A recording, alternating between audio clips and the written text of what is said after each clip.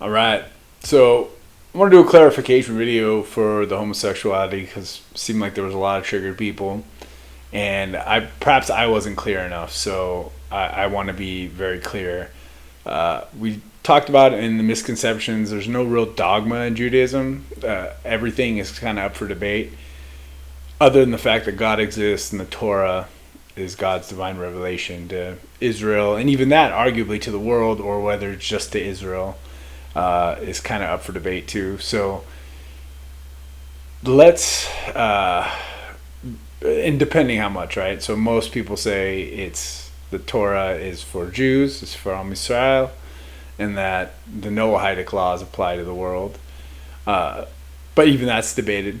So the most important thing to gather from all this is that there's many opinions, and I in that video kind of discussed some varying opinions. One I heard from a yeshiva student who turned out to be homosexual, and so I shared his what he had learned on the topic because I think it's much more personal for him, and some of the other ideas. So first and foremost, let's clarify: homosexuality between men in the Torah is forbidden.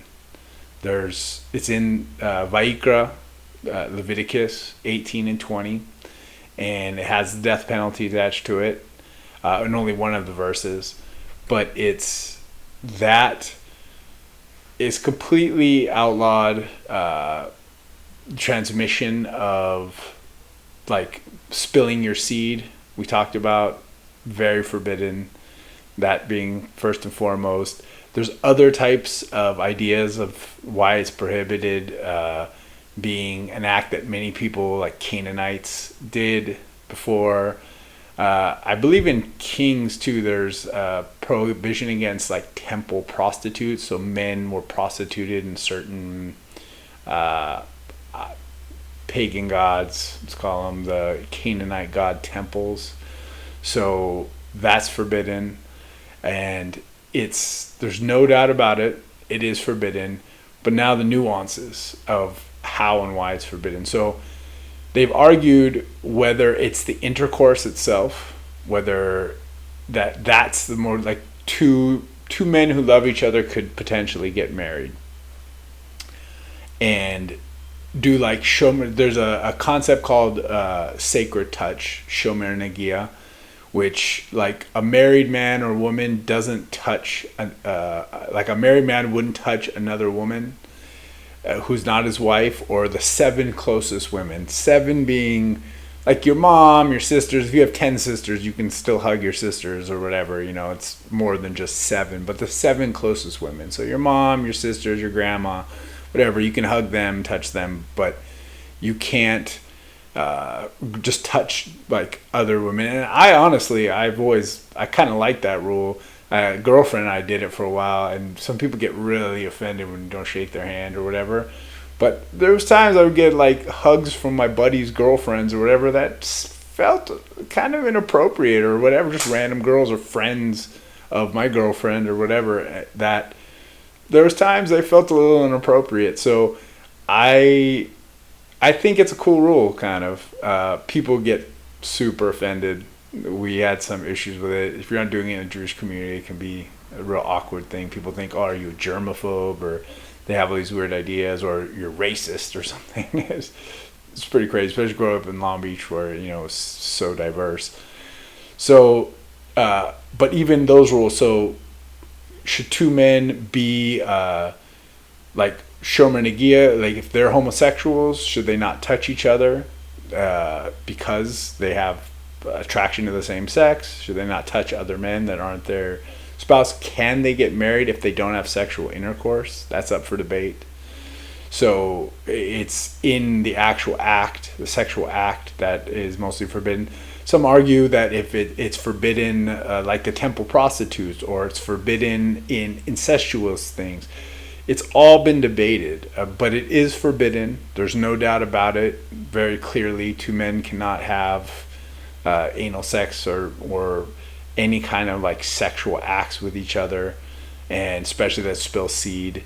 So there's no doubt about it. Christianity comes up quite a few more times. I think like Corinthians, Romans, Timothy, Jude. I think there's a bunch of different times it comes up.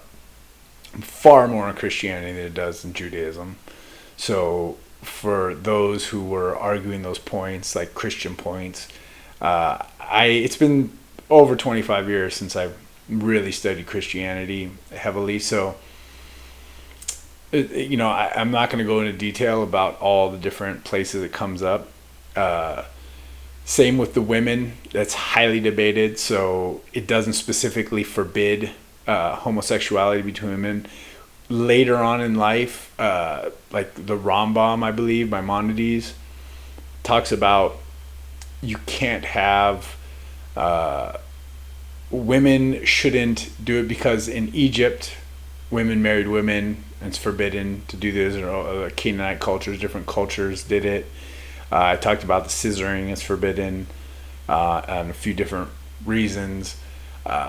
What it actually does to women, can they still marry like a temple priest?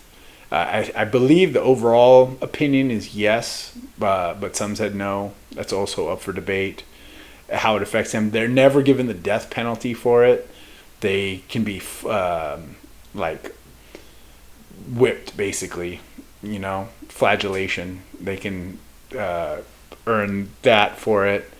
But it's mainly on the grounds that like other cultures did it, so it's not a Jewish way to live, but it doesn't necessarily earn them the death penalty or anything more. At the worst, a whipping. I don't think it excludes them from being able to marry a temple priest, but that was argued and debated. If a woman is, I believe it was Maimonides too that said like if a husband marries a woman that's in the homosexual sex, like lesbianism, that he should avoid letting her friends that kind of lead her down that road, who are also lesbians, over. Like he should kind of keep her away from all that. It's not good for her. So it is forbidden. I don't want to at all give this idea that it's not, because that's not what I was saying. Really, the point being more that in Judaism, though, because somebody is homosexual, you don't stop loving them. They're not like excluded from the tribe. They're not less Jewish or somehow hated because they're homosexual. In fact, I believe it was the first Chabad Rebbe, they call him the Alta Rebbe, which was Shneur Zalman of Liadi. He says in the Tanya that if somebody is has a temptation that we can't understand, that we don't have to deal with, that really we should have mercy on them. And it's something that they deal with that we can't even conceive of, like how hard that must be to deal with this temptation that's forbidden, but they have to go every day living their life dealing with this temptation. And so instead of hatred towards them, throwing them off a roof or hating them, we should have mercy, and we should be merciful to those who have temptations we can't understand. It's funny, I think it comes up in Corinthians a couple times even. And Corinthians is the book they read at marriages a lot, and Christian marriages I've been to.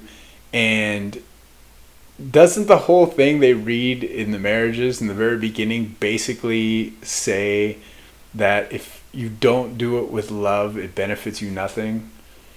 So I think Christians should potentially have the same idea, that instead of hating the sinner, you hate the sin. And it's the act that's forbidden. The love between two men or two women that love each other isn't necessarily forbidden. They can love each other. They can't act on it necessarily, but they can have love for each other. And love is the most, and more importantly, the Jewish community has love for Jews who are homosexual regardless. And the Christian community has to have love for anyone who is suffering that same kind of temptation or whatever it is. Like Corinthians says, love. If you don't do it in love, what are you doing? Then it's all it. I forget exactly the quotes. It's been so long, but about like you could speak in tongues, but if you don't have love, then it means nothing, right? You could do miracles, but if you don't have love, it means nothing. And that's really the idea I'm trying to say here, is that it's like the mercy.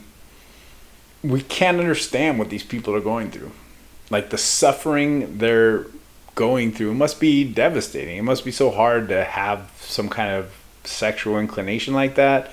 And if you believe in scripture or whatever, in the one God, to not act on it, I guess, you know, I can't, I have no like ill will towards homosexual. I grew up in one of the most homosexual cities in America at the time, more per capita than San Francisco, Long Beach was. And they did great things for the community, honestly. They gentrified some of the harshest ghettos. They did a lot of nice things, and they kind of live their own lives. They just do their own thing. I never, you barely see them like at work and around here and there, but they have their own bars, their own lives, their own culture. They have their whole own culture. And so I really never had any beef with them.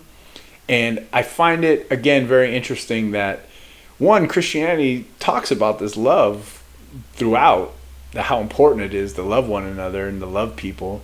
Judaism, too, very much, Hasidus, is very much about loving all Jews and embracing them regardless, right? The act itself is forbidden, but we still love them as a person. I think that's really important. And why this is such a hot button issue. I think very much it's probably people dealing with this maybe that have like this hatred for them. Because why not adultery? Adultery is also a death-worthy trespass. And it destroys families. Homosexuals most of the time don't have families. So it's like two people that are in love with each other, and yeah, it's forbidden, but they're not like destroying a family. Adulterers destroy families. That's horrible. That's a really terrible thing, in my eyes at least. I think far worse than homosexuals. But we can never know which mitzvah, which good deed is more important than others. And I think that's an important concept too. We just follow them. That's it. And so, and in the end, maybe we'll know, but they're all equally important. So, but, if we look at the consequences, adultery, also capital punishment worthy offense, seems far more destructive to society than homosexuality, to me at least. And we've totally normalized that. I don't see like Christians and groups out protesting. I don't see Muslims throwing adulterers off the roof, and like homosexuals. So love, the whole point of the whole thing, and maybe I wasn't clear about it, is there are a lot of interpretations, but love in the end is the most important thing. To love everyone regardless. You can hate the sin, but not the sinner. You should still love them. Christians, wasn't Jesus known to go around with all the sinners? And he was criticized for it even. And so, he loved everyone, right? Isn't that kind of the whole thing with Jesus? Judaism, very much, Hasidut is all about it. And like I said, Chabad, the Rebbe, the first Alter Rebbe, said to have mercy on people like that. So that's really the point of what I was talking about with the homosexuality. So I wanted to clarify this video strictly for clarification, so that people can see it's not that I'm saying it's allowed, because I'm not. I'm just saying there's lots of interpretations of what is allowed. Obviously, the intercourse is forbidden. The love, for debate. There's lots of rabbinic ideas of whether men, or women can love each other and even get married. That it's up for a debate. If they don't ever have sexual intercourse, but they love each other and they get married, is that it's not really breaking the law necessarily. It's all up for debate. So to be so hardline about something and then pick and choose, be hardline about this but not hardline about adultery, or hardline about worshiping other gods or hardline about these other things, murder, we're all pretty much on board. It's also very interesting to me. So I hope this clarifies. Love, I think, is the way to love everyone. Have mercy on those who are going through, must be very confusing for them. I don't know, but I think it must be. People who feel those kinds of feelings for the same sex, and then it's knowing it's forbidden, especially if they're religious, must be super devastating. I couldn't imagine. So, mercy. Like the Alter Rebbe said, have mercy on those suffering temptations, what we can't understand. If you don't have love, then what is any of it worth, right? That's for the Christians out there. It all has to be in love, and I believe that completely. That like we have to see the world through the goggles of love. So I hope this clarifies everything. I wish everyone the blessing of the strength of love and mercy, and to be able to see people that are doing wrong. You should surround yourself with like-minded people. Iron sharpens iron, right? It's important. But have mercy on those who are on their own path and struggling.